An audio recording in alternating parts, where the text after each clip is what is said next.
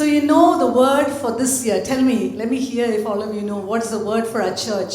ഇന്ന് നിങ്ങൾക്ക് അറിയാമെങ്കിൽ ഉറക്കെ പറഞ്ഞാട്ടെ സഭയ്ക്ക് വേണ്ടിയുള്ള ദൈവത്തിന്റെ വചനം എന്താകുന്നു? It's a year of total surrender, not partial surrender, total surrender. ഈ വർഷം എന്ന് പറയുന്നത് പൂർണ്ണമായിട്ടൊരു സമർപ്പണത്തിന്റെ വർഷമാകുന്നു. This is truly a word for every disciple of the Lord. ഇത് പൂർണ്ണമായിട്ടും സത്യമായിട്ടൊരു വചനമാകുന്നു, എല്ലാ ശിഷ്യന്മാർക്കും വേണ്ടിയിട്ടുള്ളതാകുന്നു. Surrender is not an easy word. അതൊരു എളുപ്പമായിട്ടുള്ള ഒരു വചനമല്ല. Because we always want to have control. നമുക്ക് പലപ്പോഴും നിയന്ത്രണം വിട്ടുപോകും. But the truth is, as Pastor John said, is that if we don't surrender, we open our life to the attack of the enemy. Doctor John പറഞ്ഞതുപോലെ നമ്മൾ പൂർണ്ണമായ സമർപ്പണത്തിനല്ലെങ്കിൽ നമ്മൾ ശത്രുവിൻ്റെ ആ ഒരു ആക്രമണത്തിന് നമ്മൾ വാതിൽ തുറന്നു കൊടുക്കുകയായിരിക്കും. Even as we receive that word of surrender, നമ്മൾ ആ വചനം സമർപ്പണം എന്നുള്ള ഒരു വചനം നമ്മൾ സ്വീകരിക്കുമ്പോഴും today I'm going to touch on one area of our life which we need for a surrendered life. ഇന്ന് ആ സമർപ്പണത്തിലേക്ക് പോകുന്നതിന് വേണ്ടി നമ്മുടെ ജീവിതത്തിൽ ആവശ്യമായിട്ടുള്ള ഒരു കാര്യത്തിനെ കുറിച്ച് ഞാൻ സംസാരിക്കാൻ താല്പര്യപ്പെടുന്നു. Romans chapter 12 verse 1 and 2. Let's read that. റോമർക്ക് എഴുതിയ ലേഖനം 12-ാം അധ്യായം 1-2 നമുക്ക് വായിക്കാം. Therefore I urge you, brothers and sisters, by the mercies of God, to present your bodies as a living and holy sacrifice, acceptable to God, which is your spiritual service of worship. And do not be conformed to this world, but be transformed by the renewing of your mind, so that you may prove what the will of God is, that which is good and acceptable and perfect. സഹോദരന്മാരെ, ഞാൻ ദൈവത്തിന്റെ മനസ്സലിവ് ഓർപ്പിച്ച് നിങ്ങളെ പ്രബോധിപ്പിക്കുന്നത്, നിങ്ങൾ ബുദ്ധിയുള്ള ആരാധനയായി നിങ്ങളുടെ ശരീരങ്ങളെ ജീവനും വിശുദ്ധിയും ദൈവത്തിന് പ്രസാദവുമുള്ള യാഗമായി സമർപ്പിപ്പിൻ. ഈ ലോകത്തിന് അനുരൂപമാകാതെ നന്മയും പ്രസാദവും പൂർണ്ണതയുമുള്ള ദൈവഹിതം ഇന്നതെന്ന് തിരിച്ചറിയേണ്ടതിന് മനസ്സ് പുതുക്കി രൂപാന്തരപ്പെടുവിൻ. So Romans is a tough book, isn't it? റോമർക്ക് എഴുതിയ ലേഖനം ഒരു വളരെ പാടുള്ള ഒരു പ്രയാസമുള്ള ഒരു ബുക്കായിരുന്നു. You have to keep on reading it to understand. നമുക്കത് മനസ്സിലാകണമെങ്കിൽ നമ്മൾ തുടർമാനമായി അത് വായിച്ചുകൊണ്ടേയിരിക്കണം. And the first 11 chapters Paul talks about how we were all sinners and how we were justified by faith. ആദ്യത്തെ 11 അധ്യായങ്ങളിൽ പൗലോസ് പറയുന്നു നമ്മൾ എങ്ങനെ പാപികളായിരുന്നു, നമ്മൾ വിശ്വാസത്താൽ നീതീകരിക്കപ്പെട്ടു എന്ന കാര്യത്തെക്കുറിച്ച്. How we are under grace and no longer under law. നമ്മൾ കൃപയിലായിരിക്കുന്നു, ഇനി നമ്മൾ പഴയ നിയമത്തിലല്ല എന്നുള്ളത്. How God has given us a life with the Holy Spirit. പരിശുദ്ധാത്മാവിനാൽ ദൈവം നമുക്കൊരു ജീവൻ നൽകി എന്നുള്ളത്. And as Gentiles, how we have been grafted into the olive.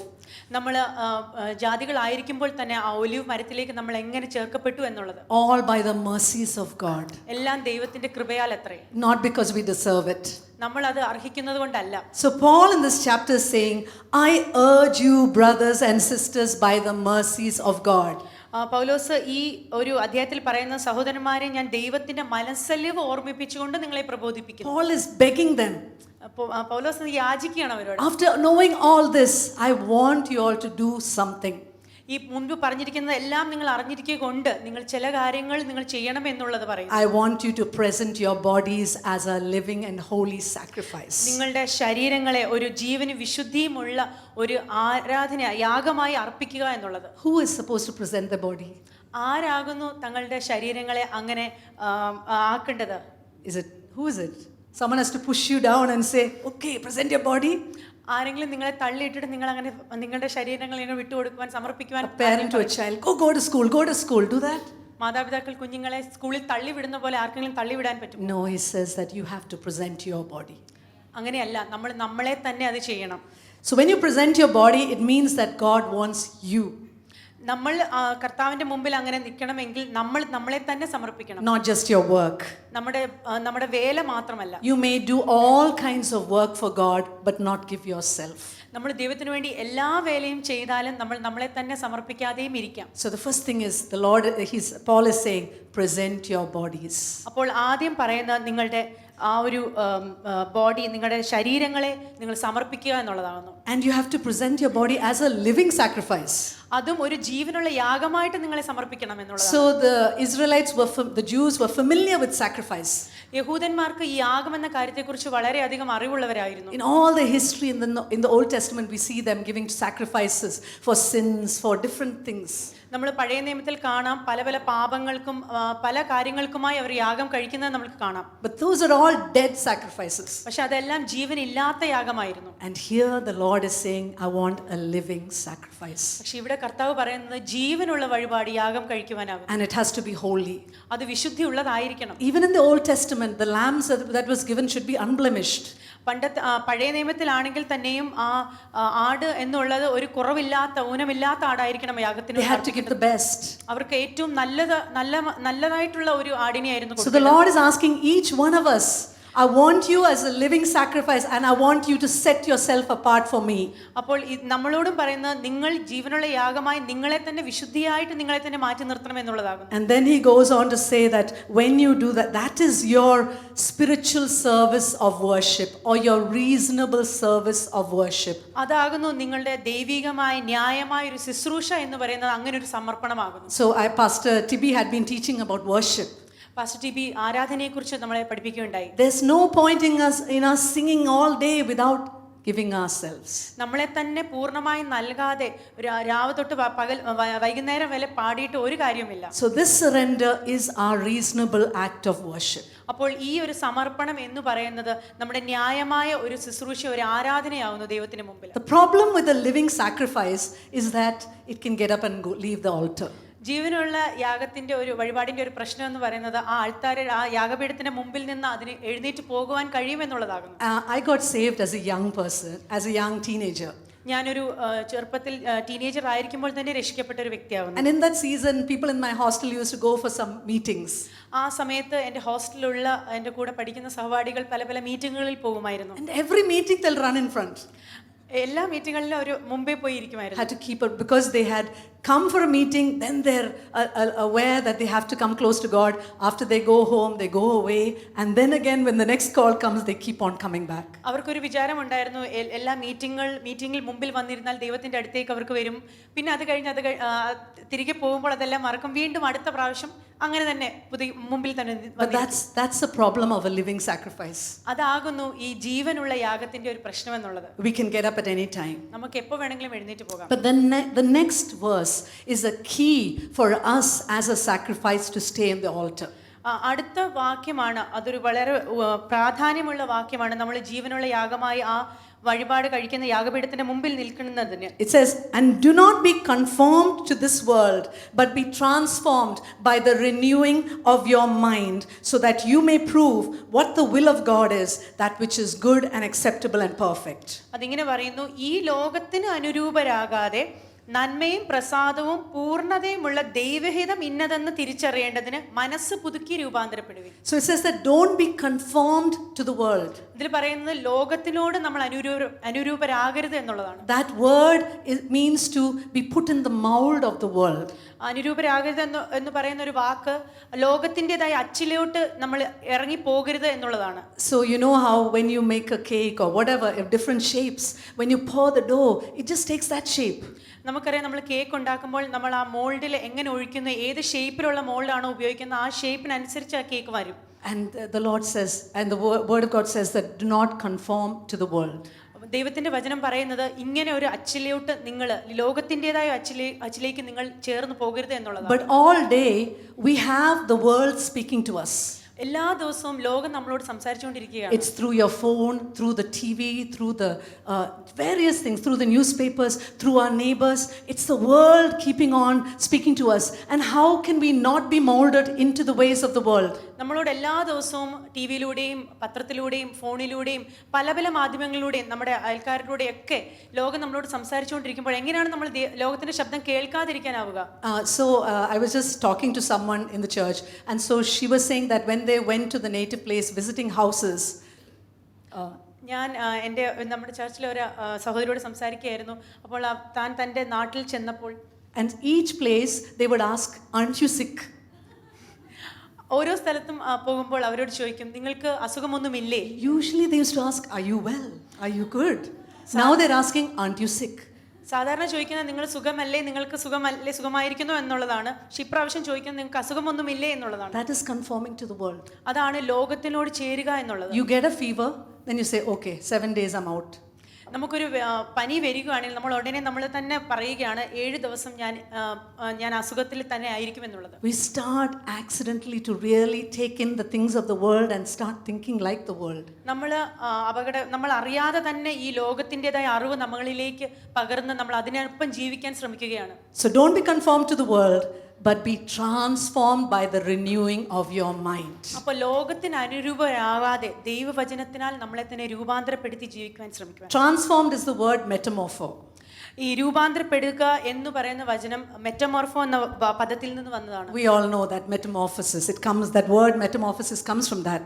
നമുക്കറിയാം മെറ്റമോർഫോസിസ് എന്ന് പറഞ്ഞ ആ ഒരു വാക്ക് രൂപമാറ്റം എന്നുള്ളൊരു വാക്ക്. It means to change after being with. ഒരു ആയിരിക്കുന്ന അവസ്ഥയിൽ നിന്നുള്ള ഒരു മാറ്റത്തിനെ കുറിച്ചാണ് അത് പറയുന്നത്. When you're associated with something, you change. നമ്മൾ ഒരു അവസ്ഥയിൽ ഒന്നിന്റെ കൂടെ ചേർന്നിരിക്കുമ്പോൾ വരുന്ന മാറ്റം. So it's a gradual process. അതൊരു പെതുക്കെയുള്ള മാറ്റമാണ്. You know how a caterpillar in its pupa, it takes a few days and then only it comes out as a butterfly. നമുക്കറിയാം ഒരു പുഴു കുറച്ച് ദിവസങ്ങൾ കഴിഞ്ഞിട്ടാണ് അത് രൂപമാറ്റം വന്ന് ചിത്രശലഭമാകുന്നത്. As a young girl in our family home, there were a lot of trees and always pupae would be on it.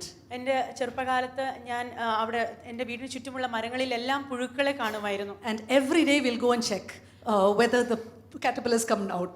ഞങ്ങൾ എല്ലാ ദിവസവും പോയി അത് നോക്കുമായിരുന്നു ഈ പുഴു ചിത്രശലഭമായോ എന്നുള്ളത്. And sometimes my naughty cousins would just push it off the leaf before it even came out. ചില സമയത്ത് എൻ്റെ വികൃതികളായ എൻ്റെ കസിൻസ് അതിനെ ആ ഇലയിൽ നിന്ന് എടുത്തു മാറ്റുമായിരുന്നു അത് ചിത്രശലഭമാകുന്നതിന് മുമ്പ് തന്നെ. But only when you waited, some days we would get to see it just coming out. പക്ഷെ നമ്മൾ കുറച്ച് നാളുകൾ വെയിറ്റ് ചെയ്ത് നോക്കിയാൽ മാത്രമേ അത് ചിത്രശലഭമായി പറന്നു പോകുന്ന നമുക്ക് കാണുവാൻ സാധിക്കുകയുള്ളൂ. So there is a time that is needed for that renewing of the mind. അപ്പോൾ അങ്ങനെ ഒരു മാറ്റത്തിന് വേണ്ടി നമ്മുടെ മനസ്സിന്റെ പുതുക്കത്തിന് വേണ്ടി കുറച്ച് സമയം അധികം വേണ്ടി വരും. 2 Corinthians chapter 3 verse 18 says, "But we all with unveiled face, beholding as in a mirror the glory of the Lord, are being transformed into the same image from glory to glory, just as by the Spirit of the Lord." 2 കൊരിന്ത്യർ 3:18 എന്നാൽ മൂടുപടം നീങ്ങിയ മുഖത്ത് കർത്താവിന്റെ തേജസ്സിനെ കണ്ണാടി പോലെ പ്രതിബിംബിക്കുന്നവരായി നാം എല്ലാവരും ആത്മാവാകുന്ന കർത്താവിന്റെ ദാനമായി തേജസ്സിന്മേൽ തേജസ് പ്രാപിച്ച് അതേ പ്രതിമയായി രൂപാന്തരപ്പെടുന്നു. That same word metamorpho is used there. മെറ്റമോർഫോ എന്ന് പറഞ്ഞ രൂപമാറ്റത്തെ കുറിച്ച് തന്നെയാണ് ഇവിടെയും പറയുന്നത്. God's plan for all of us is that we change from glory to glory, just like Jesus. നമ്മളെക്കുറിച്ചുള്ള എല്ലാവരെക്കുറിച്ചുള്ള ദൈവത്തിന്റെ പദ്ധതി എന്ന് പറയുന്നത് നമ്മൾ തേജസ്സിന്മേൽ തേജസ് പ്രാപിച്ച് അവന്റെ അതേ രൂപാന്തരമായി അവന്റെ പ്രതിമയായി രൂപാന്തരപ്പെടണം എന്നുള്ളതാകുന്നു. Okay. So what do we mean by renewing your mind?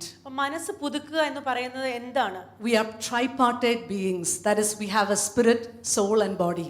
നമ്മൾ 3 തരത്തിലുള്ള ഒരു ജീവികളാണ്. നമുക്കൊരു ആത്മാവും ഒരു പ്രാണനും ഒരു ദേഹവും ഉണ്ട്. Yeah. So we have ആത്മാവ്, ദേഹം, ദേഹി. We have 3 parts. നമുക്ക് 3 തലങ്ങളിലാണ് നമ്മൾ ഉള്ളത്. So if you hold your hand like this is your spirit, this is your soul and this is your body. നമ്മൾ ഇങ്ങനെ കൈ വെക്കുവാണെങ്കിൽ ഇത് നമ്മുടെ ആത്മാവ്, ഇത് നമ്മുടെ ദേഹി, ഇത് നമ്മുടെ ദേഹം. So the spirit is the part that connects with God. ഈ ആത്മാവ് എന്ന് പറയുന്നത് ദൈവവുമായിട്ട് ബന്ധപ്പെട്ടിരിക്കുന്നു. So actually we are a spirit. നമ്മൾ ശരിക്കും പറഞ്ഞ ഒരു ആത്മാവാകുന്നു. But we're so conscious of our body. പക്ഷെ നമ്മൾ എപ്പോഴും ദേഹത്തെക്കുറിച്ചാണ് അധികമായി and our emotions. നമ്മുടെ വികാരങ്ങളെക്കുറിച്ചും. But truly we are a spirit. പക്ഷെ ശരിക്കും പറഞ്ഞാൽ നമ്മൾ ആത്മാക്കളാണ്. And when Adam and Eve sinned, the spirit became like this. എപ്പോൾ ആദമും ഹവ്വയും പാപം ചെയ്തോ ആത്മാവ് ഇങ്ങനെയായി. An ungenerate spirit. ഒരു പുതുക്കമില്ലാത്ത ഒരു ആത്മാവ്. And the children of Adam and Eve were born like this. അതിനാൽ ആദാമിന്റെയും ഹവ്വയുടെയും കുഞ്ഞുങ്ങൾ ഇങ്ങനെയായിരുന്നു ജനിച്ചത്. But when we accept Jesus as our savior, our spirit comes alive. നമ്മൾ എപ്പോൾ യേശുവിനെ നമ്മുടെ രക്ഷിതാവായി നമ്മൾ സ്വീകരിച്ചോ അപ്പോൾ നമ്മുടെ ആത്മാവ് പുതുക്കം പ്രാപിച്ചു. And with the spirit we connect with the Holy Spirit. അപ്പോൾ ഈ ഒരു ആത്മാവിനാൽ നമ്മൾ പരിശുദ്ധാത്മാവുമായി ബന്ധപ്പെട്ടിരിക്കുന്നു. It is the spirit by which we worship. ഈ ഒരു ആത്മാവിനാലാണ് നമ്മൾ ദൈവത്തിന് ആരാധന കൊടുക്കുന്നത്. It is through the spirit that we pray. ഈ ആത്മാവിനാലാണ് നമ്മൾ പ്രാർത്ഥിക്കുന്നത്. And 2 Corinthians chapter 5 verse 17 says, Therefore, if anyone is in Christ, he is a new creation. All things have passed away. Behold, all things have become new. 2 കൊരിന്ത്യർ 5:17 പറയുന്നു, ഒരുത്തൻ ക്രിസ്തുവിലായാൽ അവൻ പുതിയ സൃഷ്ടിയാകുന്നു, പഴയത് കഴിഞ്ഞുപോയി, ഇതാ അത് പുതിയതായി തീർന്നിരിക്കുന്നു. So you may think, okay, I'm born again, I'm a new being.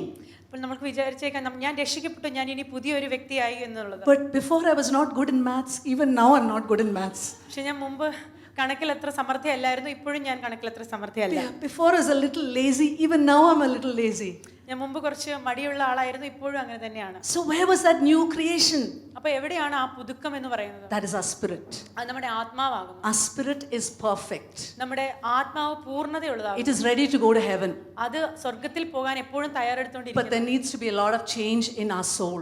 പക്ഷെ നമ്മുടെ പ്രാണനിലാണ് കുറേ വ്യത്യാസങ്ങൾ വരേണ്ടത്. And our soul consists of our mind, will and emotions. നമ്മുടെ ഈ ദേഹം അല്ലെങ്കിൽ ദേഹി അല്ലെങ്കിൽ പ്രാണൻ എന്ന് പറയുന്ന 3 കാര്യങ്ങളാണ്. ഒന്ന് വികാരങ്ങൾ, ഒന്ന് ഇച്ഛാശക്തി, ഒന്ന്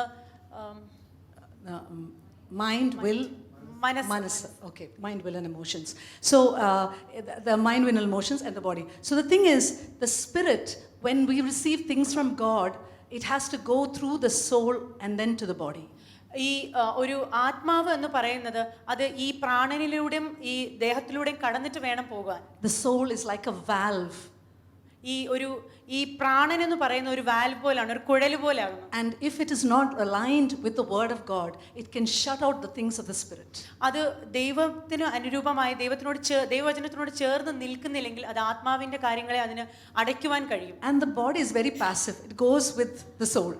ദേഹം വളരെ ഇങ്ങനെ പാസീവായിട്ട് ഇരിക്കുകയാണ്, അത് എവിടെ വേണമെങ്കിലും പോകും, അത് പ്രാണന്റെ കൂടെയും പോകും. And so that's why we need to renew our mind. അതുകൊണ്ടാണ് നമ്മൾ മനസ്സിനെ പുതുക്കം വരുത്തേണ്ടത്.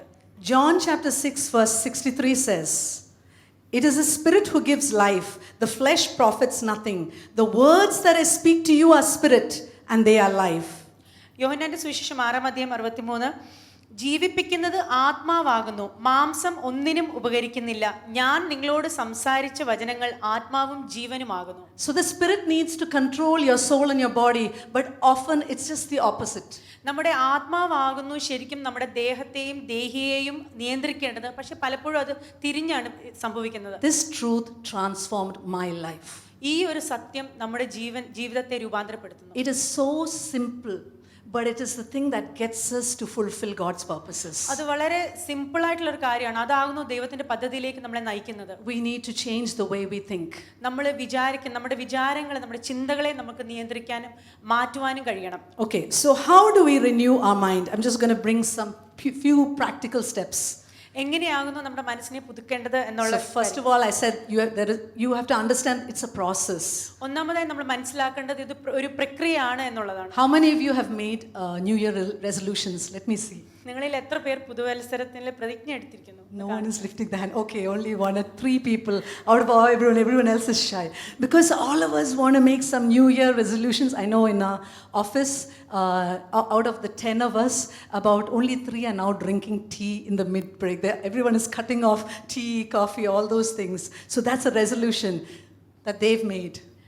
നമ്മളിൽ പലരും പ്രതിജ്ഞ എടുക്കാറുണ്ട്. ഇവിടെ ഓഫീസിൽ തന്നെയും ഇപ്പോൾ ഇടയ്ക്ക് ബ്രേക്കിലുള്ള ചായ കാപ്പി കുടിയെല്ലാം പലരും മാറ്റിക്കളഞ്ഞു. കാരണം അത് അവർ അങ്ങനെ ഒരു പ്രതിജ്ഞ എടുത്തിരിക്കുന്നത് കൊണ്ടാവും. But come back in February. Suppose things may change by that time. And I have looked at some of my diaries earlier and I see that only January is filled. After that, nothing is written. No journaling. So that's the problem. We never get to continue to finish the work.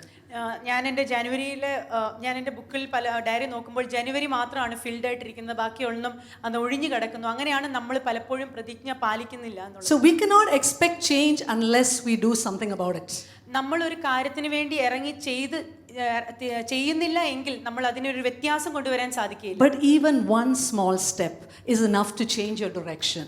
നമ്മുടെ ഒരു ചെറിയ ചുവടുവെപ്പ് തന്നെ നമ്മളുടെ ആ ഒരു ഡയറക്ഷനെ ഗതിയെ മാറ്റുവാൻ കഴിയും. Today Bijo, as he was leading worship, he said, we have to take the decision to bring that change in our lives.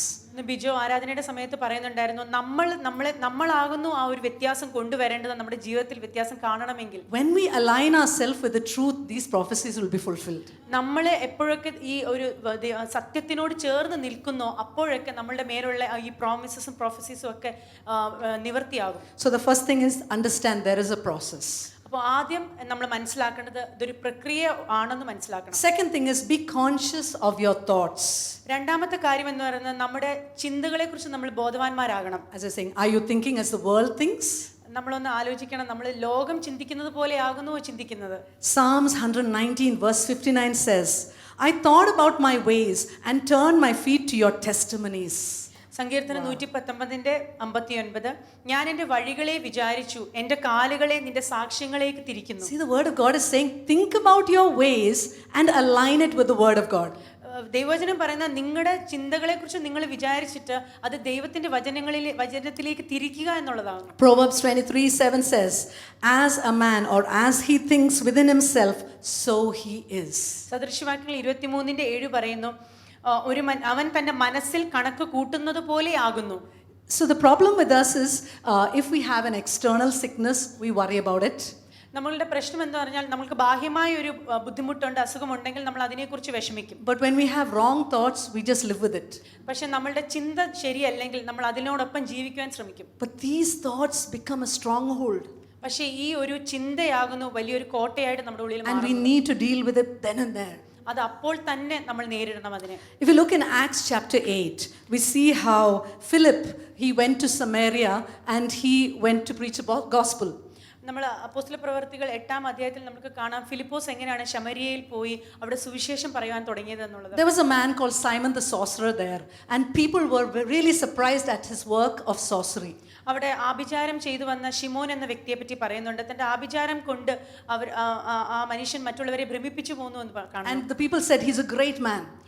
ആ മനുഷ്യരെല്ലാം പറഞ്ഞു അദ്ദേഹം ഒരു വലിയ മനുഷ്യനാകുന്നു എന്നുള്ളത്. But when Philip came with the gospel and shared the gospel and they saw the signs and wonders, a lot of people accepted the Lord as their savior and got baptized. പക്ഷേ ഫിലിപ്പോസ് അവിടെ സുവിശേഷമായി വന്നപ്പോൾ അവിടെ വളരെ അധികം വീര്യപ്രവർത്തികളും അടയാളങ്ങളും നടന്നു.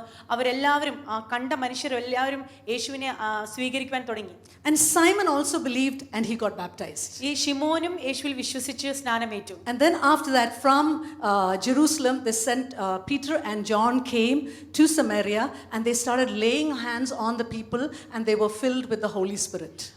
അങ്ങനെ ഇരിക്കെ യെരുശലേമിൽ നിന്ന് യോഹന്നാനും പത്രോസും അവിടെ വന്ന് ശമരിയയിൽ വന്ന് അവിടെ പരിശുദ്ധാത്മാവിനെ കൊണ്ട് നിറയ്ക്കുവാൻ അവർ കൈവച്ചപ്പോൾ പരിശുദ്ധാത്മാവിനെ ലഭിക്കുവാൻ ജനങ്ങൾക്ക് ലഭിക്കുവാൻ ഇടയായി. And Simon offers them money for this ability, this gift to lay hands and get people filled with the Holy Spirit. ശിമോൻ അപ്പോൾ ഈ അപ്പോസ്തലന്മാർക്ക് പൈസ കൊടുത്ത് ഈ അധികാരം വാങ്ങിക്കുവാൻ ശ്രമിച്ചു. താൻ ആരുടെയെങ്കിലും മേൽ കൈവച്ചാൽ അവർക്ക് പരിശുദ്ധാത്മാവിനെ ലഭിക്കേണ്ടതിനുള്ള അധികാരം. This is a born again baptized person. ഇത് രക്ഷിക്കപ്പെട്ട സ്നാനപ്പെട്ട ഒരു വ്യക്തിയാകുന്നു. He has not dealt with his thought life. തന്റെ ചിന്തകളെ കുറിച്ച് ഉള്ള ധാരണ ഉണ്ടായിരുന്നില്ല. In Acts 8 verses 20 to 23 it says, but Peter said to him, your money perish with you because you thought that the gift of God could be purchased with money. You have neither part nor portion in this matter, for your heart is not right in the sight of God. Repent therefore of this your wickedness and pray God if perhaps the thought of your heart may be forgiven you. For I see that you are poisoned by bitterness and bound by iniquity. അപ്പോസ്തല പ്രവർത്തികൾ 8:20-23 വരെ. പത്രോസ് അവനോട്, ദൈവത്തിന്റെ ദാനം പണത്തിന് വാങ്ങിക്കൊള്ളാം എന്ന് നീ നിരൂപിക്കൊണ്ട് നിന്റെ പണം നിന്നോടുകൂടെ നശിച്ചു പോകട്ടെ. നിന്റെ ഹൃദയം ദൈവസന്നിധിയിൽ നേരുള്ളതല്ലായക കൊണ്ട് ഈ കാര്യത്തിൽ നിനക്ക് പങ്കും ഓഹരിയുമില്ല. നീ ഈ വഷളത്വം വിട്ട് മാനസാന്തരപ്പെട്ട് കർത്താവിനോട് പ്രാർത്ഥിക്ക, പക്ഷേ നിന്റെ ഹൃദയത്തിലെ നിരൂപണം ക്ഷമിച്ചു കിട്ടുമായിരിക്കും. നീ കൈപ്പുള്ള പകയിലും അനീതിയുടെ ബന്ധനത്തിലും അകപ്പെട്ടിരിക്കുന്നു എന്ന് ഞാൻ കാണുന്നു എന്ന് പറഞ്ഞു. So he says that you're poisoned by bitterness and bound by iniquity or unrighteousness. You know, this wrong thought can bind us. ഈ ഒരു ദുഷിച്ച ചിന്താഗതി നമ്മളെ ബന്ധനത്തിലാക്കുവാൻ സാധിക്കും. So I'm just challenging you today. Just take a minute or two to think of any of the wrong thoughts that have come to you just today. Just let's take a minute to just bow down and just think. Just bring it before the Lord and ask the Lord. നമ്മൾക്ക് ഒരു minute എടുത്ത് ഒരു നിമിഷം നിശബ്ദയിലായി നമ്മളുടെ ചിന്തയിലേക്ക് വന്ന ദുശ്ചിന്തകൾ ഒന്ന് ആലോചിച്ച് ഓർത്തെടുത്ത് കർത്താവിൻ്റെ സന്നിധിയിലേക്ക് അത് വെക്കാം. It may be a thought of unforgiveness. അത് ചിലപ്പോൾ ക്ഷമിക്കാത്ത അവസ്ഥയിലെ ഒരു കാര്യമായിരിക്കാം.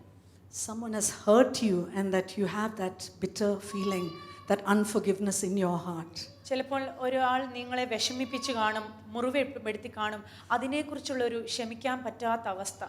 Maybe they have had some issue with your spouse which you cannot forgive. Right now the Lord is saying, bring it before me. ചിലപ്പോൾ നിങ്ങൾ ആർക്കെങ്കിലും നിങ്ങളുടെ ജീവിത പങ്കാളിയുമായിട്ട് ഒരു ഇഷ്യൂ ഉണ്ടായിരിക്കാം, അത് നിങ്ങൾ ദൈവത്തിൻ്റെ സന്നിധിയിൽ മുമ്പ് കൊണ്ടുവന്നട്ടെ. Lord, I just commit everyone who has brought their thoughts into your presence. ദൈവമേ, ഈ മുൻപിൽ നിൽക്കുന്ന എല്ലാവരും അവരുടെ തങ്ങളുടേതായ ചിന്തകൾ നിന്റെ മുമ്പിൽ കൊണ്ടുവന്നു. And I pray right now you will just take it away from them. കർത്താവേ, ഞാൻ പ്രാർത്ഥിക്കുന്നു, നീ ഇപ്പോൾ തന്നെ അത് അവരിൽ നിന്ന് എടുത്ത് മാറ്റണമേ. And replace it with the right thoughts. എന്നിട്ട് അവിടെ നല്ല ചിന്തകൾ കൊണ്ട് നീ നിറയ്ക്കണം. We can't go into the new year with an unrenewed mind. കർത്താവേ, പുതുക്കം പ്രാപിക്കാത്ത ഒരു മനസ്സുമായിട്ട് ഞങ്ങൾക്ക് പുതുവത്സരത്തിലേക്ക് കടക്കുവാൻ സാധിക്കില്ല. But we need to be partnering with you and partnering with your spirit. കർത്താവേ, നീയുമായിട്ടും നിന്റെ ആത്മാവുമായിട്ടും ഞങ്ങൾക്ക് പങ്കാളിത്തം വഹിക്കണം. When we have these wrong thoughts, it's like a pipe that is clogged. കർത്താവേ, ഞങ്ങൾ ഇങ്ങനെ ഒരു ദുശ്ചിന്തയുമായിട്ട് ഞങ്ങൾ പോവുകയാണെങ്കിൽ ഒരു കുഴലിൽ കുറച്ച് അധികം നാശമുള്ള ഒരു കുഴൽ പോലെയായിരിക്കും ഞങ്ങൾ. Lord, cleanse that pipe. കർത്താവേ, ഞങ്ങളുടെ ഈ കുഴലിനെ, ഈ പൈപ്പിനെ നീ അത് ശുദ്ധീകരിച്ചാട്ടെ. And let the Holy Spirit flow in a fresh way in our church. പരിശുദ്ധാത്മാവ് ഒരു പുതിയ രീതിയിൽ ഈ സഭയിലേക്ക് വരട്ടെ. And even those who are watching online, ഓൺലൈനിലൂടെ ഞങ്ങളെ കണ്ടുകൊണ്ടിരിക്കുന്നു, I encourage you to let the Holy Spirit flow through you. പരിശുദ്ധാത്മാവ് നിങ്ങളിലേക്ക് ഒഴുകുവാൻ നിങ്ങളെ തന്നെ അനുവദിച്ചാട്ടെ. Amen. Amen. So even as I was preparing this, yesterday I got a little offended. ഞാനിത് prepare ചെയ്തുകൊണ്ടിരിക്കുമ്പോൾ തന്നെ എനിക്ക് ഒരു ഒഫൻസ് ഉണ്ടായി. And God has a great sense of humor. കർത്താവിന് നല്ലൊരു സെൻസ് ഓഫ് ഹ്യൂമർ ഉണ്ട്. And I was thinking, how should I react? ഞാൻ എങ്ങനെ അതിനെ പ്രതികരിക്കണമെന്ന് ഞാൻ ചിന്തിച്ചു. Should I call someone immediately and say, this has happened? ഞാൻ ആരോടെങ്കിലും പറയണോ ഇങ്ങനെയുള്ള കാര്യങ്ങൾ സംഭവിച്ചു എന്നുള്ളത്? Then I would have blown it. എന്നാൽ അത് ഞാൻ ഒത്തിരി വീർപ്പിച്ചേനെ. So right now, that time what I said, Lord, I give it to you. I cannot preach what I don't practice. I give it to you, Lord.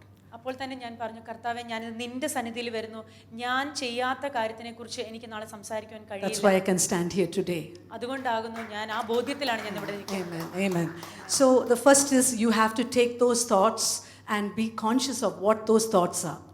അപ്പോൾ ആദ്യം നമ്മൾ വേണ്ടത് നമ്മളുടെ ആ ചിന്തകൾ നമ്മളൊന്ന് എടുക്കുക എന്നുള്ളതാണ്. So if someone is appreciating someone else, saying that, oh, you're looking so good or you did so well, I check what is in my heart. അപ്പോൾ ആരെങ്കിലും എന്നെ അധികമായി appreciate Not me, someone else. When someone is being appreciated in front of me, വേറൊരാള് എൻ്റെ മുമ്പിൽ വെച്ച് മറ്റൊരാളെ കുറിച്ച് നല്ലത് പറയുകയാണ്, നിങ്ങൾ നല്ലതായിട്ട് ഒരുങ്ങിയിരിക്കുന്നു എന്നൊക്കെ പറയുമ്പോൾ കേട്ടു നിൽക്കുന്ന ഞാൻ എന്നെ തന്നെ ഒന്ന് ശോധന ചെയ്യും. do I rejoice? ഞാൻ അതിൽ ശരിയായ രീതിയിൽ If ആഘോഷിക്കുന്നു. I feel I cannot be joyful about that, I go home and say, Lord, work in this area. അപ്പോൾ ഞാൻ ശരിയായ രീതിയിൽ അതിനോടൊപ്പം ആഘോഷിക്കുന്നില്ല എങ്കിൽ ഞാൻ കർത്താവിനോട് ചെന്ന് പറയും, കർത്താവേ, ഈ ഒരു ഏരിയയിൽ നീ എന്നെ സഹായിക്കണം. This may be a very silly thing, but the thing is, this is what we carry ourselves with as we grow older. ഇത് വളരെ ചെറിയൊരു കാര്യമായിരിക്കും, പക്ഷെ ഇതാണ് നമ്മുടെ മുന്നോട്ടുള്ള യാത്രയിൽ നമ്മൾ കൊണ്ടുപോകുന്ന ചിന്ത. I have seen elderly people age differently. ഞാൻ കണ്ടിട്ടുണ്ട് മുതിർന്ന ആൾക്കാർ പല തരത്തിലുള്ള പക്വതയുള്ളവർ. Some people I never thought would become bitter have become bitter. ഞാൻ ഒരിക്കലും കൈപ്പുള്ള മനസ്സാകില്ല എന്ന് വിചാരിച്ച പലരും പിന്നീട് കൈപ്പുള്ള മനസ്സുള്ളവരായി തീർന്ന് ഞാൻ കണ്ടു. And I understood it was because the mind was not being renewed. അപ്പോൾ എനിക്ക് മനസ്സിലായി അതിന്റെ കാരണം അവരുടെ മനസ്സ് പുതുക്കം പ്രാപിക്കാത്തത് കൊണ്ടാണ് എന്നുള്ളത്. So be conscious of your thoughts. അപ്പോൾ നമ്മുടെ ചിന്തകളെ കുറിച്ച് നമ്മൾ ബോധമുള്ളവരായിരിക്കണം. Next, you need to replace the lies with truth. മൂന്നാമതായി നമ്മൾ കളവിനെ മാറ്റി സത്യത്തിനെ പുനഃസ്ഥാപിക്കണം. Of course, meditate on the word of God. ദൈവവചനത്തിൽ ധ്യാനിക്കുക എന്നുള്ളതാണ്. Psalm 1 verses 1 and 2 says, "Blessed is the man who walks not in the counsel of the ungodly, nor stands in the path of sinners, nor sits in the seat of the scornful, but his delight is in the law of the Lord, and in his law he meditates day and night." സങ്കീർത്തനം 1:1-2 ദുഷ്ടന്മാരുടെ ആലോചന പ്രകാരം നടക്കാതെയും പാപികളുടെ വഴിയിൽ നിൽക്കാതെയും പരിഹാസികളുടെ ഇരിപ്പിടത്തിൽ ഇരിക്കാതെയും യഹോവയുടെ ന്യായപ്രമാണത്തിൽ സന്തോഷിച്ച് അവന്റെ ന്യായപ്രമാണത്തെ രാപ്പകൽ ധ്യാനിക്കുന്നവൻ ഭാഗ്യവാൻ. So you need to be in the right company. നമ്മളപ്പോൾ ശരിയായ ഒരു കൂട്ടത്തോടു കൂടെ ചേർന്ന് നടക്കണം. And you need to meditate on the word day and night. നമ്മൾ രാപ്പകൽ ദൈവത്തിന്റെ ന്യായപ്രമാണത്തെ ധ്യാനിച്ചുകൊണ്ടേയിരിക്കണം. That word meditate is Haggah, a Hebrew word. ഈ ധ്യാനിക്കുക എന്നുള്ളത് ഒരു എബ്രായ ഭാഷയിൽ ഹഗ എന്ന് പറയുന്ന It means to utter, moan. കൂടുതൽ നമ്മൾ സംസാരിച്ചു കൊണ്ടേയിരിക്കണം എന്നുള്ളതാണത്. So you keep on uttering. You can just not just read it, but speak it out, the words that you are reading. വായിക്കുക എന്നുള്ളതല്ല, നമ്മൾ വായിച്ചു കഴിഞ്ഞ കാര്യം വീണ്ടും വീണ്ടും ധ്യാനിച്ചത് പറഞ്ഞുകൊണ്ടേയിരിക്കുക എന്നുള്ളതാണ്. There is another word, Sika, which means just to read. സീക്ക എന്ന് പറയുന്ന ഒരു വാക്കുണ്ട്, അത് വായിക്കുക എന്നാണ് അർത്ഥം. Haggah specifically means to meditate, to ruminate on those words. ഹഗ അതല്ല. ഹഗ എന്ന് പറയുന്നത് വായിച്ച കാര്യം വീണ്ടും വീണ്ടും നമ്മൾ പറഞ്ഞുകൊണ്ടേയിരിക്കണം എന്നുള്ളതാണ്. So I took the course that I used to read the Bible in 1 year. Probably for 3-4 years, I continuously read the Bible completely for 1 year. I went through the process. ഞാൻ ഒരു വർഷം തീർക്കുന്ന തരത്തിൽ 3-4 പ്രാവശ്യം വചനം വായിച്ചുകൊണ്ടിരുന്നു. ഒരു വർഷം ഒരു വചനം ബൈബിൾ പൂർണ്ണമായി വായിക്കുന്ന തരത്തിൽ 4 വർഷം വായിച്ചു. So that will help you initially, and after that you can just continue that process of reading. അപ്പോൾ ആദ്യം ഒരു വായന, ചെറിയ തോതിലുള്ള വായന നമ്മളെ സഹായിക്കാം. പിന്നെ അത് വായിച്ചുകൊണ്ടേയിരിക്കണം. As you read the word, you may think you don't understand so many things, but keep on reading. നമ്മൾ വായിച്ചു തുടങ്ങുമ്പോൾ നമുക്ക് പല കാര്യങ്ങളും മനസ്സിലാകില്ല എന്ന് തോന്നും, പക്ഷെ നമ്മൾ വായിച്ചുകൊണ്ടേയിരിക്കുക. And as you read, only goodness will come into you. നമ്മൾ വായിച്ചുകൊണ്ടേയിരിക്കുമ്പോൾ നല്ല ചിന്തകൾ മാത്രമേ നമ്മളിലേക്ക് വരുള്ളൂ. 1 Thessalonians chapter 2 verse 13 says, "For this reason we also thank God without ceasing, because when you received the word of God which you heard from us, you welcomed it not as the word of men, but as it is in truth, the word of God, which also effectively works in you who believe." 1 തെസ്സലോനിക്കർ 2:13 ഞങ്ങൾ പ്രസംഗിച്ച ദൈവവചനം നിങ്ങൾ കേട്ട് മനുഷ്യന്റെ വചനമായിട്ടല്ല സാക്ഷാലാകുന്നത് പോലെ ദൈവവചനമായിട്ട് തന്നെ കൈക്കൊണ്ടതിനാൽ ഞങ്ങൾ ദൈവത്തെ ഇടവിടാതെ സ്തുതിക്കുന്നു. വിശ്വസിക്കുന്ന നിങ്ങളിൽ അത് വ്യാപരിച്ചുകൊണ്ടുമിരിക്കുന്നു. The word of God is effective in those who believe. ദൈവവചനം അത് എഫക്റ്റീവ് ആയിരിക്കുന്നത്, വ്യാപരിക്കുന്നത് അത് വിശ്വസിക്കുന്നവരിലാണ്. So last week I fell sick. കഴിഞ്ഞ ആഴ്ച എനിക്ക് അസുഖം ബാധിച്ചിരുന്നു. So I decided, okay, it's not going so easily, so what should I do? ഞാൻ വിചാരിക്കുകയായിരുന്നു അത് പെട്ടെന്നൊന്നും പോകുന്നില്ലല്ലോ, അപ്പം ഞാൻ എന്ത് ചെയ്യണമെന്നുള്ളത്. So as I was sleeping, I put on verses, healing verses. അപ്പോൾ ഞാൻ പ്രാർത്ഥിക്കുമ്പോൾ തന്നെ ദൈവവചനം നോക്കാൻ, as I was sleeping, ഞാൻ ഉറങ്ങുമ്പോൾ തന്നെ as I was lying down to sleep, I kept on listening to the verses, and those verses became alive. I realized my healing is so close. ഞാൻ ഉറങ്ങാൻ കിടക്കുമ്പോൾ തന്നെ ദൈവവചനം കേട്ടുകൊണ്ടേയിരുന്നപ്പോൾ എനിക്ക് മനസ്സിലായി എൻ്റെ ഈ സൗഖ്യം അടുത്ത് തന്നെ എത്തിയിരിക്കുന്നു. So whatever your issue is, you have to start listening to the word according to that. നിങ്ങളുടെ പ്രശ്നം എന്താണോ അതിനനുസരിച്ചുള്ള വചനം നിങ്ങൾ കേട്ടുകൊണ്ടേയിരിക്കണം. And James 1:21 says, "Therefore lay aside all filthiness and overflow of wickedness, and receive with meekness the implanted word which is able to save your souls." യാക്കോബിന്റെ ലേഖനം 1:21 ആകയാൽ എല്ലാ അഴുക്കും ദുഷ്ടതയുടെ ആധിക്യവും വിട്ട് നിങ്ങളുടെ ആത്മാക്കളെ രക്ഷിപ്പാൻ ശക്തിയുള്ളതും ഉൾനട്ടതുമായ വചനം സൗമ്യതയോടെ കൈക്കൊള്ളുവിൻ. The implanted word, that means rooted word. ആ ഉൾനട്ടതെന്ന് പറയുന്നത് വേരുള്ളതായിട്ടുള്ള വചനമാണ്. It can't be dislodged easily. അത് പെട്ടെന്ന് പിഴുതെറിയാൻ സാധിക്കില്ല. You have to let the word be implanted in your heart. നമ്മൾ നമ്മുടെ ഹൃദയത്തിൽ ആഴത്തിൽ വേരുള്ളതായി ആ വചനം ഉൾനടുവാൻ. We know the parable of the sower. So the soil is our duty. We have to take care of it. നമ്മൾ ആ ഒരു വിതയ്ക്കുന്നവന്റെ ഉപമ കേൾക്കുകയുണ്ടായി. നമ്മൾ നമ്മുടെ തന്നെ ഹൃദയത്തെ നമ്മൾ ഒരുക്കിയാൽ മാത്രമേ നമുക്ക് വിതയ്ക്കപ്പെടുവാൻ. As we renew our mind, the seed of the word can be implanted. നമ്മൾ നമ്മുടെ മനസ്സിനെ പുതുക്കാൻ ശ്രമിച്ചാൽ ആ ഒരു നല്ല വിത്ത് നമ്മുടെ ഹൃദയത്തിൽ വിതയ്ക്കുവാൻ സാധിക്കും. Do you know the power of implantation? ഈ ഒരു വേരുള്ള ഒരു അവസ്ഥയിലേക്ക് ആകുന്നതിന്റെ ശക്തി നിങ്ങൾക്കറിയാമോ? A zygote implanted in the womb becomes a child. ഒരു അമ്മയുടെ ഉദരത്തിൽ ഒരു ഭ്രൂണം സ്ഥാപിക്കപ്പെടുമ്പോൾ അത് വേരുണ്ടായി ഒരു ശിശുവാകും. We started from that. We originated from that. That is the power. That life is in the power of implantation.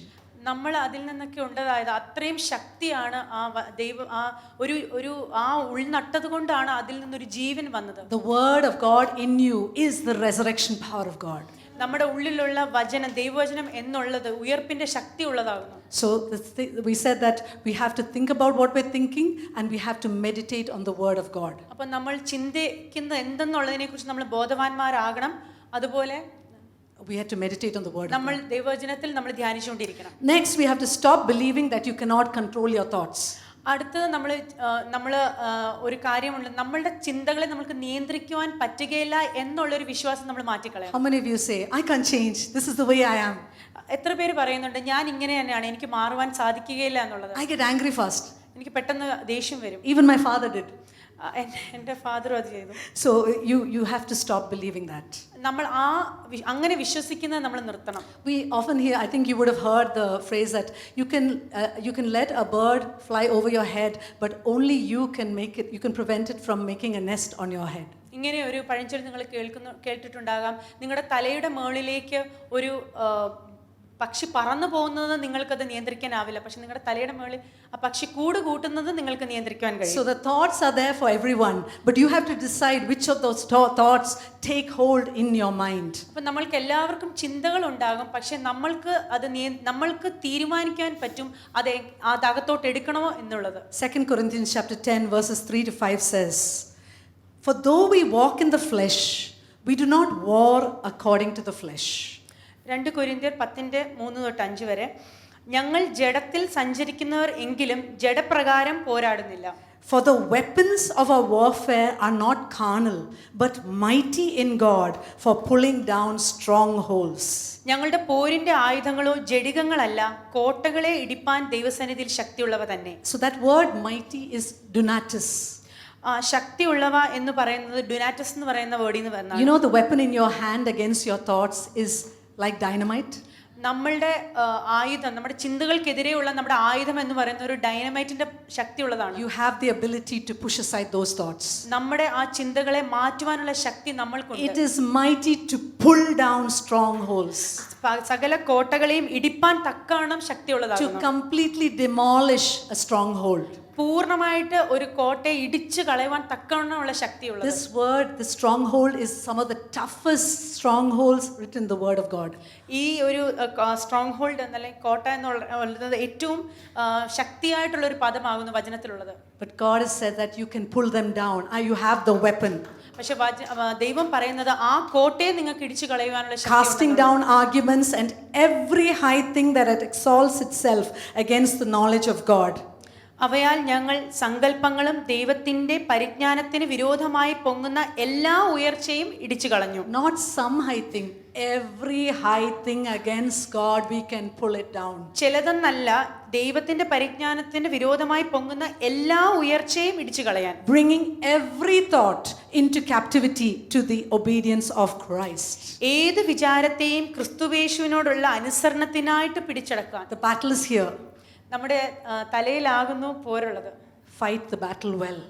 ആ ഒരു പോരാട്ടം വളരെ നന്നായിട്ട് പോരാടുക. You can't control your circumstances. നമ്മുടെ ചുറ്റുമുള്ള സാഹചര്യത്തെ നമുക്ക് നിയന്ത്രിക്കാൻ സാധിക്കില്ല. You can't control what other people have done to you because it's a fallen world.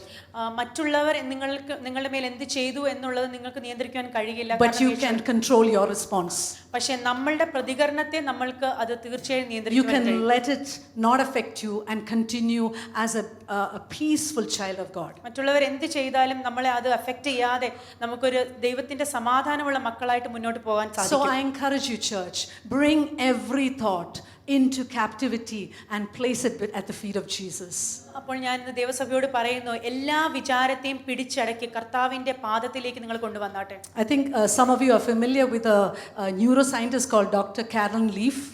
Caroline leaf എന്ന് പറയുന്ന ഒരു ന്യൂറോ സയന്റിസ്റ്റിനെ കുറിച്ച് പലർക്കും അറിയാം. She has done 30 years or 40 years of work in the field of how the thoughts affect the brain. അവർ ഒരു 30-40 വർഷം ഈ ചിന്തകൾ എങ്ങനെ നമ്മുടെ തലച്ചോറിനെ ബാധിക്കും എന്ന വിഷയത്തെക്കുറിച്ച് പഠനം നടത്തുകയുണ്ടായി.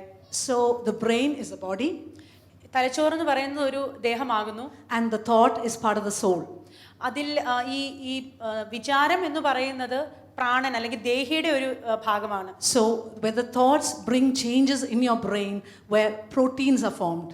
അപ്പോൾ ഈ ചിന്തകൾ നിങ്ങളുടെ തലച്ചോറിൽ മാറ്റങ്ങൾ വരുമ്പോൾ ഒരു തരം പ്രോട്ടീനുകൾ ഇവിടെ ഉൽപ്പാദിക്കപ്പെടുന്നു. And she found out that when you have a pattern of good thoughts, it looks like the neurons look like healthy trees. അപ്പോൾ നല്ല ചിന്തകൾ ഉണ്ടാകുമ്പോൾ നമ്മുടെ ആ തലച്ചോറിന് നാഡീകോശങ്ങളിലെ എങ്ങനെയാണ് അവർ ഇരിക്കുന്നതെന്ന് പറഞ്ഞാൽ ഒരു നല്ല ഒരു വൃക്ഷം പോലെ, ഫലമുള്ള ഒരു വൃക്ഷം പോലെ തോന്നും. But if you're constantly bombarding your brain with bad thoughts, it is like a dead, dry tree. അപ്പോൾ നമ്മുടെ ചിന്തകളെ നമ്മൾ എപ്പോഴും ദുശ്ചിന്തകളായിട്ട് ഇങ്ങനെ നിറയ്ക്കുമ്പോൾ ആ നാഡീകോശങ്ങൾ വളരെ ഒരു ഡ്രൈ, ഒരു ഉണങ്ങിയ അവസ്ഥയിലായിട്ട് കാണപ്പെടും. But she also found out that if you started changing your thoughts to good, these dead trees could become like life trees. അവർ മറ്റൊരു പഠനത്തിൽ അവർ ഇതും കണ്ടെത്തി, നമ്മൾ എപ്പോഴും നല്ല ചിന്തകൾ കൊണ്ട് നമ്മുടെ ആ ഒരു തലച്ചോറിനെ നിറയ്ക്കുകയാണെങ്കിൽ ഈ തളർന്നു കിടക്കുന്ന, ഉണങ്ങി കിടക്കുന്ന നാഡീകോശങ്ങൾ അത് വീണ്ടും ഫലമുള്ളതാ, നല്ലതാവാൻ, ജീവനുള്ളതാകാൻ. That's called neuroplasticity. അതിന് ന്യൂറോപ്ലാസ്റ്റിസിറ്റി എന്ന് പറയും. So you can decide how your brain looks like. അപ്പോൾ നിങ്ങൾക്ക് തീരുമാനിക്കാം നിങ്ങളുടെ തലച്ചോറ് എങ്ങനെ ഇരിക്കുന്നു by renewing your mind and letting the Holy Spirit work in you. അത് മനസ്സിനെ പുതുക്കമുള്ളതാക്കി പരിശുദ്ധാത്മാവിന് പ്രയോഗം ഉള്ളവരായി പരിശുദ്ധാത്മാവിനെ നമ്മൾ അനുവദിക്കുമ്പോഴാണ്. So stop believing that you cannot control your thoughts. അപ്പോൾ നിങ്ങളുടെ ചിന്തകളെ നിങ്ങൾക്ക് നിയന്ത്രിക്കാനാവുന്നില്ല എന്നുള്ളത് വിശ്വസിക്കുന്നത് നിർത്തണം. And continue the process of making the right choices and strengthening your spirit. ശരിയായ തിരഞ്ഞെടുപ്പുകൾ തുടർന്നുകൊണ്ടേയിരിക്കുക, അങ്ങനെ നമ്മുടെ ആത്മാവ് ബലപ്പെട്ടു വരും. Deuteronomy 30 verse 19 says, I call heaven and earth as witnesses today against you, that I have set before you life and death, blessing and cursing. Therefore choose life, that both you and your descendants may live. ആവർത്തന പുസ്തകം 30:19, ജീവനും മരണവും അനുഗ്രഹവും ശാപവും നിങ്ങളുടെ മുമ്പിൽ വെച്ചിരിക്കുന്നു എന്നതിന് ഞാൻ ആകാശത്തെയും ഭൂമിയെയും ഇന്ന് സാക്ഷി വെക്കുന്നു. അതുകൊണ്ട് നീയും നിന്റെ സന്തതിയും ജീവിച്ചിരിക്കേണ്ടതിന്. This Christian life is always something about decisions between good and bad. ഈ ക്രിസ്തീയ ജീവിതം എന്ന് പറയുന്നത് എപ്പോഴും തീരുമാനങ്ങളാണ്. നമ്മൾ എടുക്കുന്ന തീരുമാനത്തെ അടിസ്ഥാനപ്പെടുത്തിയുള്ളതാണ്. നല്ല തീരുമാനങ്ങളും ചീത്ത തീരുമാനങ്ങളും. To walk through the narrow way, not the broad way.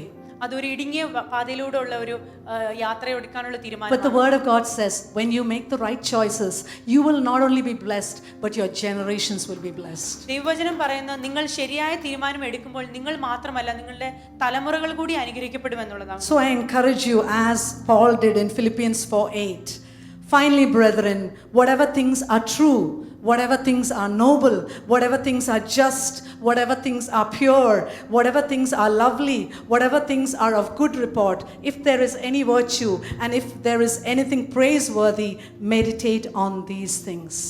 ഫിലിപ്പിയർക്ക് എഴുതിയ ലേഖനത്തിൽ പറയുന്നു 4:8, ഒടുവിൽ സഹോദരന്മാരെ, സത്യമായതൊക്കെയും ഘനമായതൊക്കെയും നീതിയായതൊക്കെയും നിർമ്മലമായതൊക്കെയും രമ്യമായതൊക്കെയും സൽകീർത്തിയായതൊക്കെയും സൽഗുണമോ പുകഴ്ചയോ അതൊക്കെയും ചിന്തിച്ചു കൊള്ളുവിൻ. So I'm challenging you today, are you going to take a decision to renew your mind? നിങ്ങളെ ഞാൻ ചാലഞ്ച് ചെയ്യുന്നു, ഇന്ന് നിങ്ങളൊരു തീരുമാനം എടുക്കാമോ, നിങ്ങളുടെ മനസ്സിനെ നിങ്ങൾ പുതുക്കുമെന്നുള്ളത്. Understand it's a process, it will take some time. മനസ്സിലാക്കുക, അതൊരു പ്രക്രിയയാകുന്നത് കുറച്ച് സമയം എടുക്കും. Start thinking about what you're thinking. നിങ്ങൾ ചിന്തിക്കുന്നതിനെ കുറിച്ച് നിങ്ങൾ ചിന്തിച്ചു തുടങ്ങുവിൻ. And replace those lies with the truth of God. അവിടെ കളവിന്റെ അംശമുണ്ടെങ്കിൽ അത് സത്യം കൊണ്ട് അത് പുനഃസ്ഥാപിക്കുക. Stop believing that you can't control your thoughts. നിങ്ങൾ ഇങ്ങനെ വിശ്വസിക്കുന്നത് നിർത്തുക. നിങ്ങൾക്ക് ഒരിക്കലും നിങ്ങളുടെ ചിന്തകളെ നിയന്ത്രിക്കുവാൻ പറ്റുകയില്ല എന്നുള്ളത്. And finally, continue the process of making the right choices and strengthening your spirit. അവസാനമായിട്ടുള്ളത്, നിങ്ങൾ ഈ ഒരു പ്രക്രിയ തുടർന്നുകൊണ്ടേയിരിക്കുക. അത് ശരിയായ തീരുമാനങ്ങൾ എടുത്തുകൊണ്ടും നിങ്ങളുടെ ആത്മീക മനുഷ്യനെ ശക്തിപ്പെടുത്തി. From the studies, 21 days is enough to uproot some wrong thoughts. ഈ ഒരു നേരത്തെ പറഞ്ഞ പഠനത്തിൽ 21 ദിവസം മതി ചില ദുശ്ചിന്തകളെ മാറ്റുവാൻ. But another 2 cycles of 21 days may be necessary to establish new thoughts, new thought process, new pathways. പിന്നെയും ആ ഒരു 21 ദിവസം അടുത്ത ഒരു പ്രക്രിയ തുടർന്നുകൊണ്ടേയിരിക്കുമ്പോൾ അടുത്ത നല്ല ചിന്തകൾ കയറി വരുവാൻ തുടങ്ങും. So let's go back to Romans chapter 12 verse 1 and 2. നമ്മൾക്ക് തിരിച്ച് നമ്മൾ തുടങ്ങിയെടുത്ത് തന്നെ റോമർക്ക് എഴുതിയ ലേഖനം 12:1-2 വായിക്കാം. Isn't this a year of surrender? ഇതൊരു സമർപ്പണത്തിന്റെ വർഷമാകുന്നു. I encourage you to present yourself as a living sacrifice. ഞാൻ നിങ്ങളെ പ്രബോധിപ്പിക്കുന്നു, നിങ്ങൾ നിങ്ങളുടെ ശരീരങ്ങളെ ജീവനുള്ള യാഗമായി സമർപ്പിക്കുക. J.B. Phillips has a beautiful translation. J.B. ഫിലിപ്സിന്റെ ഒരു ട്രാൻസ്ലേഷൻ ഉണ്ട്. With eyes wide open to the mercies of God. ദൈവത്തിന്റെ മനസ്സലിവിലേക്ക് കണ്ണുകൾ തുറന്നുകൊണ്ട് I beg you, my brothers, as an act of intelligent worship, ഞാൻ നിങ്ങളോട് യാചിക്കുന്നു എൻ്റെ സഹോദരന്മാരെ, ഒരു ബുദ്ധിയുള്ള ആരാധനയ്ക്ക് വേണ്ടി to give him your bodies as a living sacrifice, ബുദ്ധിയുള്ള ആരാധനയ്ക്ക് വേണ്ടി പ്രവർത്തിക്കുവാനായി നിങ്ങളുടെ ശരീരങ്ങളെ അവനായി നൽകുവാൻ, consecrated to him and acceptable by him. ഒരു ജീവനുള്ള യാഗമായിട്ട് തന്നെ അത് അവനു വേണ്ടി വിശുദ്ധീകരിക്കുക, അത് അവന് സ്വീകാര്യമായിരിക്കുകയും വേണം. Don't let the world around you squeeze you into its own mold. ലോകം നിങ്ങളെ ലോകത്തിന്റെ അച്ചിലേക്ക് ചൂഷണം ചെയ്ത് തിരികെ കയറ്റുവാൻ, ഞെരുക്കി കയറ്റുവാൻ നിങ്ങൾ സമ്മതിക്കരുത്. But let God remold your minds from within, അതിനു പകരം നിങ്ങളുടെ മനസ്സിനെ രൂപാന്തരപ്പെടുത്തി എടുക്കുവാൻ അനുവദിക്കുക. so that you may prove in practice that the plan of God for you is good.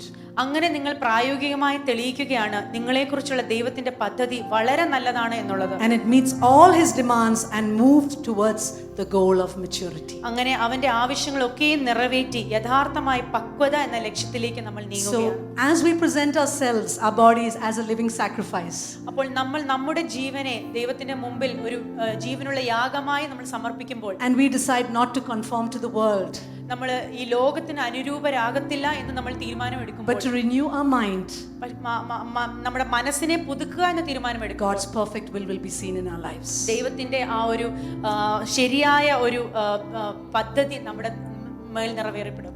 Let's pray. പ്രാർത്ഥിക്കാം. Abba Father, Lord, I just thank you for this word. കർത്താവേ, ഈ ഒരു നല്ല വചനത്തിനായിട്ട് ഞാൻ നന്ദി പറയുന്നു. You have spoken to me, കർത്താവേ, നീ എന്നോട് സംസാരിച്ചു. and I believe you have spoken to many. നീ പലരോടും സംസാരിച്ചതായിട്ട് ഞാൻ വിശ്വസിക്കുന്നു. I pray, Holy Spirit, that you will touch everyone, ഞാൻ പ്രാർത്ഥിക്കുന്നു കർത്താവ് പരിശുദ്ധാത്മാവേ, നീ എല്ലാവരെയും തൊടുമെന്നുള്ളത്. that we will start dealing with our thoughts, നീ ഞങ്ങളുടെ വിചാരങ്ങളെ, നിലവുകളെ നീ നേരിടുമെന്നുള്ളത്. thoughts that are not from you, നിന്നിൽ നിന്നുള്ള ചിന്തകളല്ലാത്തത്, thoughts of depression. ഡിപ്രഷന്റെ thought, Every negative thought be broken, എല്ലാ നെഗറ്റീവായിട്ടുള്ള എല്ലാ ചിന്തകളും ഇവിടെ cast out, അത് മാറിപ്പോകട്ടെ, and replace with godly thoughts. ദൈവികമായ ചിന്തകളാൽ നിറയട്ടെ. Help us to be a church, a family that thinks the good thoughts, നല്ല ചിന്തകൾ ചിന്തിക്കുന്ന ഒരു ദൈവസഭയായി ഞങ്ങൾ മാറട്ടെ. and fulfill all your purposes. നിന്റെ എല്ലാ പദ്ധതികളും നിറവേറപ്പെടട്ടെ. In Jesus' name we pray. യേശുവിന്റെ നാമത്തിൽ പ്രാർത്ഥിക്കുന്നു. Amen. Amen.